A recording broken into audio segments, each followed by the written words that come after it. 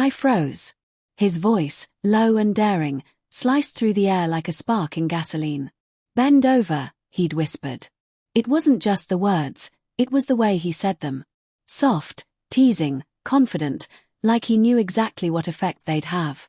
My hands trembled as I dropped the stack of folded towels, and for a brief, shameful moment, I didn't know whether to slap him or run. Because the worst part.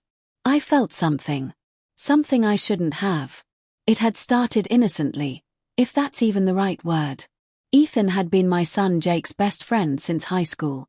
I'd watched him grow from an awkward, polite teenager into a man with broad shoulders, sun-warmed skin, and that easy grin that reminded me too much of the confidence my husband once had. He was staying with us for a few weeks while his apartment was being renovated. Jake was away for a work trip, and my husband, Mark, was traveling for business again, something he'd been doing a lot lately. At first, I was just glad for the company. The house felt alive again, someone laughing in the kitchen, someone filling the empty spaces. But I noticed things. The way Ethan's eyes lingered when I spoke.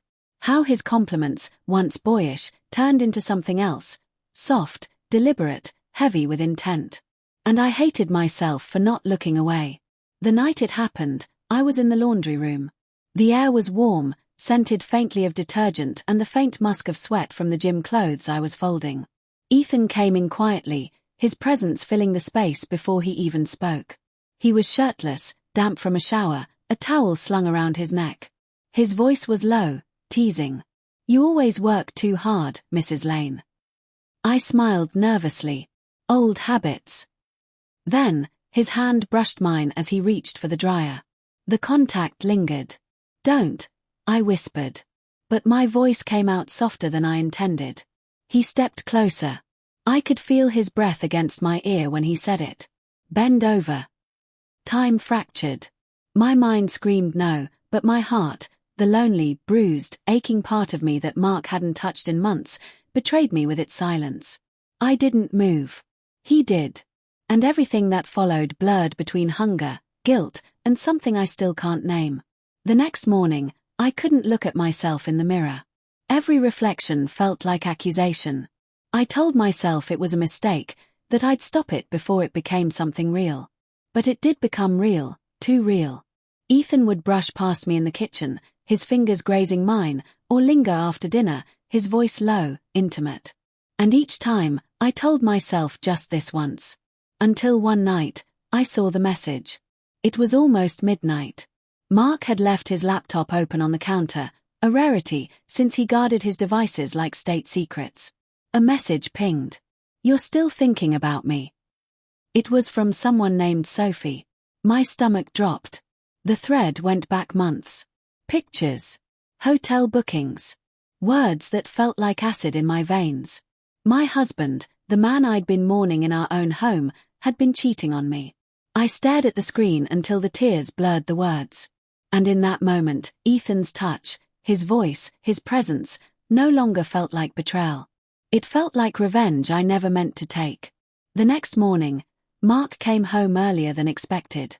I watched him step through the door with a smile that made my skin crawl.